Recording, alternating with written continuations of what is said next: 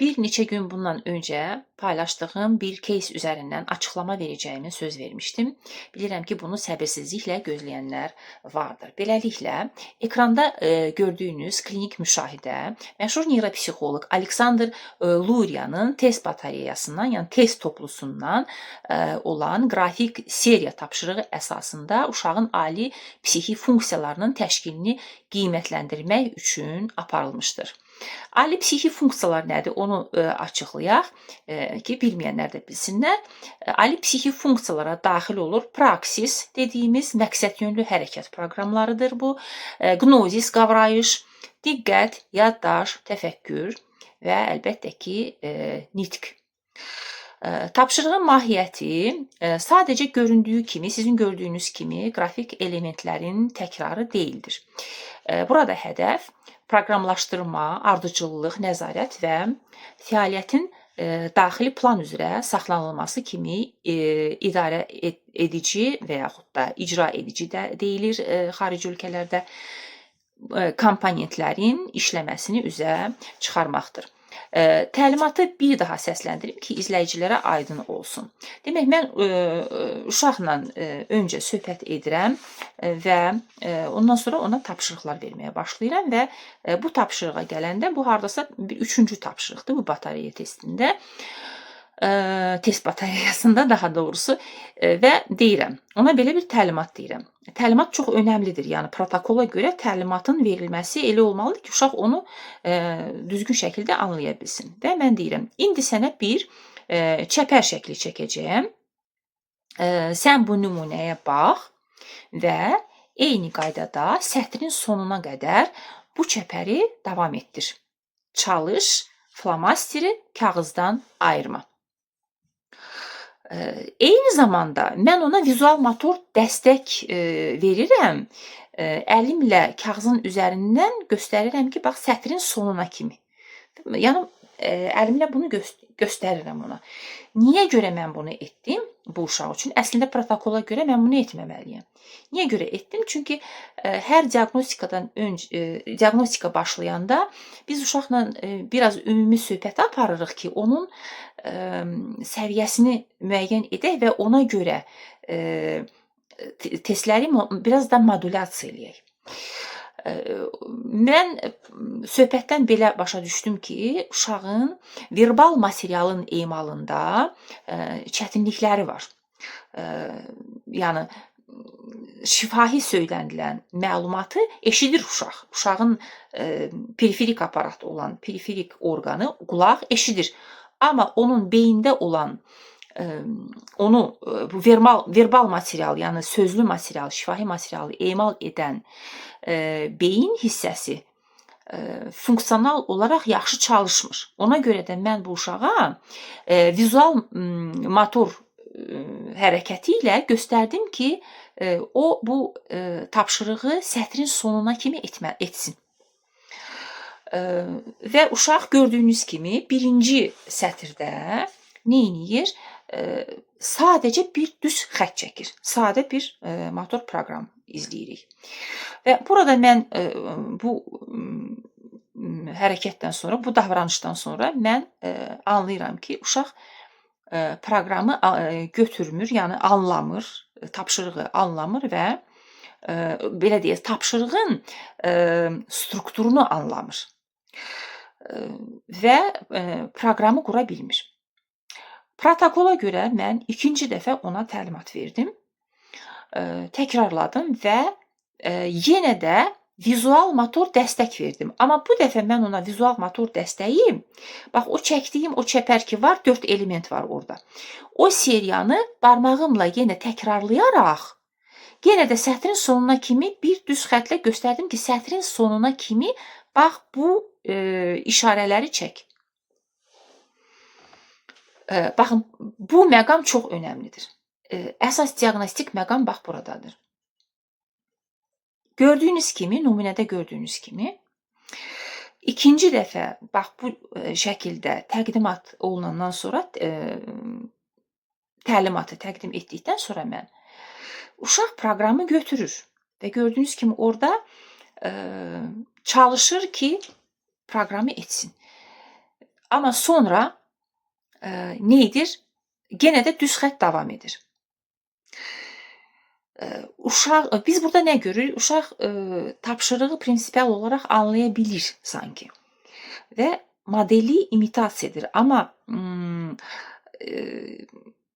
bir fraqmentlə o bunu imitasiya edir.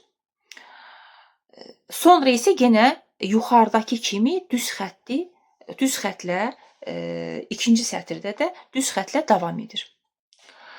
Və bu davranışın bir neçə əsas mexanizmini üzə çıxara bilərik. Yəni bir neçə mexanizmdən burada söhbət gedə bilər. Bunlar hansılardır? Birinci mexanizm odur ki, uşaq verbal məlumatın emalında ciddi problemlər yaşayır və biz burada verbal məlumata cavabdeh olan temporal payların, konkret olaraq sol yarımkürənin temporal payının ifadəli çatışmazlığını görürük. Və bu da uşağa vizual motor nümunəsindən ciddi bir asılılıq yaşadığını görə bilirik. İkinci mexanizm nədir? Proqramın biz daxilləşməməsini müşahidə edirik. Nədir bu? Biz öyrənmə prosesində ümumiyyətlə, xüsusilə də uşaqlara belə bir şey var. Biz öncə uşağa bir model veririk və yaxud ona konkret olaraq nəyisə öyrədirik, əlindən tuturuq və yaxud ona bir nümunə göstəririk və onun üzərindən uşaq başlayır öyrənməyə. Və bir müddətdən sonra o nə edir? Onu daxilləşdirir və sonradan bizdən asılı olmayaraq, bizim verdiyimiz nümunədən, bizim xarici dəstəyimizdən asılı olmayaraq onu daxili planı hesabına başlayır onu özü müstəqil olaraq həyata keçirməyə. Misal üçün, əgər biz uşağa bir hərf öyrədiriksə, öncə deyək ki, onu əlindən tuturuq, ona nümunə göstəririk, fərqli materiallarda onunla işləyirik ki, o hərfi həm vizual olaraq yadında saxlasın, həm motorik olaraq onu yaza bilsin, adını yadında saxlasın və s.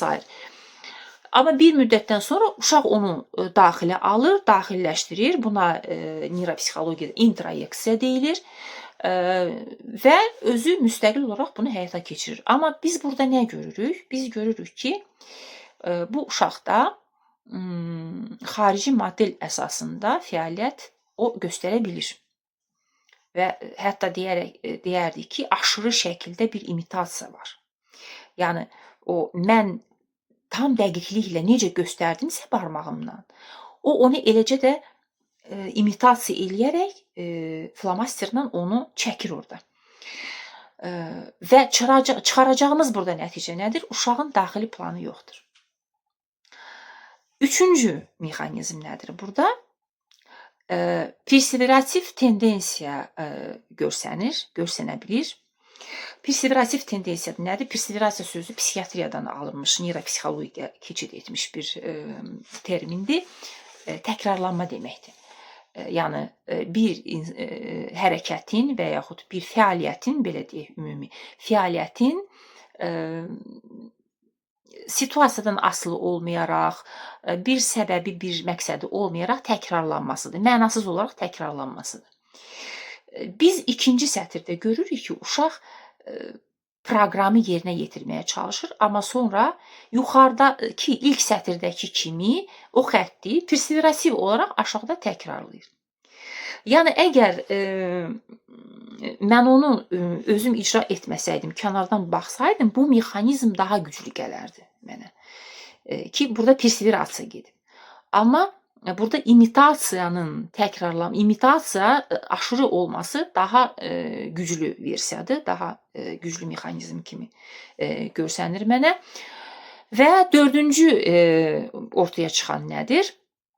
Fəaliyyətin qeyri-stabilliyi, düzgün proqram, belə deyək, hətta o düzgün proqram da deyil, onun imitasiyasıdır, ona çalışır eləsin, amma alınmır, uşaqda, çünki proqramı düzgün yerinə yetirmir. O bir seriya etsə belə o seriyanı düzgün yerinə yetirmir. Burada proqramı qısa müddətdə aktivləşdirir, sonra isə onu saxlaya bilmir və proqram dağılır. Belə bir ehtimal da ortaya çıxa bilər. Üstəlik də burada vizual məkan problemləri də var. Onu bir qədər sonra deyəcəm. Demək, biz bu mexanizmləri toplu baxanda hamısına ortaya nə çıxır? Bu simptomlar toplu olaraq, klassik olaraq baş beynin alın paylarının frontal və premator idarəedici sistemlərinin disfunksiyasını açıq-aşkar göstərir. Xüsusilə də proqramlaşdırma, fəaliyyətin davamlı saxlanması və nəticəyə nəzarət komponentləri, eləcə də fəaliyyətin, həmçinin nitqin, serial, təşkili funksiyasının ifadəli çatışmazlığını görürük. Çünki əvvəldə nə dedim? Uşaq təlimatı, şifahi təlimatı, təlimatın strukturunu, seriyasını düzgün qavramır. Ona görə də təlimatı yalnız vizual materiala əsaslanaraq götürməyə çalışır. Lakin müşahidə yalnız frontal və premator səviyyəsi ilə burada məhdudlaşmır, dediyim kimi. Uşağın fəaliyyəti bütöv bir struktur kimi deyil, biz onu fraqmentar şəkildə algılamasını görürük. Yəni orada o bir elementin istifadə olunması, daha doğrusu seriyanın istifadə olunması nəyi göstərir? Uşaqda bütöv algısı yoxdur. Yəni o bir fraqmenti işləyir, amma sətrin sonuna kimi bunun təkrar olunacağı, yəni bu sətrin sonuna kimi davam et, burada bu proqram yəni bütöv olmalıdır. Bütöv anlayışı, bütöv algısı yoxdur uşaqda. Bu isə vizual məkan inteqrasiyasının yetərsizliyinə, yəni baş beyin sağ yarımkürənin tempora, parieto, oksipital sahənin funksional yetişməzliyinə işarə edir. TPO zonası deyilir buna qısaca neyropsixologiyada. Bu adlar sizi qorxutmasın. Mən beyin haqqında danışıram. Ona görə də məcburam bu şeyləri deyim. Çünki neyropsixologiya bizim müşahidə etdiyimiz bir fəaliyyətin, bir simptomatikanın beyində olan mexanizmini araşdırır. Neyrodiaqnostikada maraqlı və çox prinsipial olan bir məsələ var. Yəni biz testlər çoxdur. Neyropsixoloji testlər diaqnostikada çoxdur. Və biz bir test əsasında o dəqiqə nəticə çıxartmırıq. Neyropsixoloq əgər bir testi verərkən uşaqda bir funksiyanın çatışmazlığını aşkarlayırsa, görürsə, onu təsdiqləyən, bu funksional çatışmazlığı ortaya çıxara bilən mütləq ki, başqa bir neçə testi verir uşağa ki, ehtimalını təsdiqləsin. Çünki biz gözə görünməyən bir şeylə işləyirik. Bu funksional diaqnostika, yəni neyropsixologiyadan başqa heç bir alət, heç bir cihaz, bəzən gəlirlər uşaqlar, valideyn deyir ki, neyropsixoloji aparatla neyropsixoloji diaqnostika olunub. Amma mən baxanda görürəm ki, orada bir cümlə yazılıb. Yəni insan beyni o qədər bəsit bir şey deyil ki, onu neyropsixoloji diaqnostikası bir cümlədən ibarət olsun. Yəni burada səhifələrlə yazı olmalıdır. Bu mexanizm təsvir olunmalıdır. Ona görə də klassik yanaşmada biz mütləq bunu yoxlamaq üçün, ehtimalımızı yoxlamaq üçün uşağa başqa bir testlər də mütləq veririk və mən bu uşağa mürəkkəb Taylor fiqurunu verdim icra etmək üçün və mürəkkəb Taylor fiqurunda da əldə olunan nəticələr mənim ehtimalımı təsdiqlədi. Baxın, indi mürəkkəb Taylor fiqurunu da mən sizə göstərəcəm ekranda. Baxın, bu belə bir mürəkkəb bir Taylor figurudur. Onun müəllifinin adını daşıyır və uşağın çəkdiyi şəkli sizə göstərirəm. Baxın, bu uşağın 7 yaşı var. Mən başda demədim, bu uşağın 7 yaşı var. Postda yazmışdım mən, 7 yaşı var. və birinci sinifə gedir. Baxın, mürəkkəb Taylor fiquru bir daha göstərirəm və onun bizə nümayiş etdirdiyi bax iş bu. Nə göstərir bizə bunlar? Gerçəkdən də burada ilkin olaraq proqramlaşdırma, tənzimləmə və fəaliyyətə nəzarət funksiyaları, eləcə də fəaliyyətin serial təşkili funksiyalarında çox ciddi ifadəli bir çatışmazlıq var. Və onu qeyd etmək lazımdır ki, eyni zamanda da yəni vizual məkan qavrayışına cavabdeh olan TPU zonası baş beynində TPU zonası adlanır. TPU zonasında sağ yarımkürədə xüsusilə hər ikisində də var bu çatışmazlıq, amma xüsusilə də daha dərin sağ yarımkürədə olan çatışmazlıq özünü göstərir. Və bu cür profil ona demək lazımdır ki, ali psixi funksiyaların sadəcə gecikməsi ilə deyil, təhrif olunmuş inkişafı ilə xarakterizə olunur. Yəni biz burada nə görürük? Biz burada sistemli bir yetişməzlik görürük. Amma onu da deyim ki, bu təhrif olunmuş inkişaf olduğu üçün onun nüvə dağıntısı bax bu zonalarda deyil. Nüvə dağıntısı beynin daha dərin strukturlarındadır və limbik sistemdədir ki, yəni mən burada bütün o diaqnostikanı təqdim etmirəm deyə sadəcə bir tapşırıq üzərindən bunu anlatmağa çalışıram. Ona görə yəni o tərəflərə keçmirəm. Nədir bu təhrif olunmuş inkişaf? Bunun mən tibbi diaqnozunu deməyəcəm bu uşağın, çünki onun tibbi diaqnozu da var idi. Tibbi diaqnozu demirəm, çünki o diaqnoz çox səslənir son zamanlar, çox populyardır, hamı o haqda danışır, musiqiçilər danışır, rəssamlar danışır, nə bilim, hər kəs danışır. Kim tənbəllik etmirsə bu haqda danışır. Yəni bildi, bilmədi, hər kəs danışır. Amma mən onu psixoloji terminologiyayla təhrif olunmuş inkişaf deyəcəm və hesab edirəm ki, bu psixoloji termin təhrif olunmuş inkişaf bu pozuntunun mahiyyətini daha yaxşı açıqlayır, nəinki onun tibbi adı. Qoyun belə də qalsın. Təhrif olunmuş inkişaf. Yəni burada nə görürük biz? Biz funksiyalar demək ayrı-ayrılıqda qismən mövcud olsa da onların inteqrasiyası pozulur.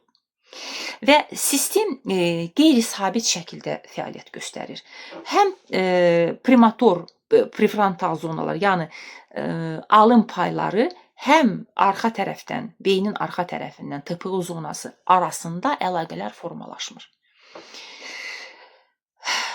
Uşağın verilən modeli imitasiya edə bilməsi, hətta aşırı şəkildə onu imitasiya edə bilməsi ilə onun müstəqil şəkildə davam edə bilməsi arasındakı fərq məhz bu təhrifin əsas göstəricilərindən biridir. Klinik olaraq müşahidə olunan xüsusiyyətlər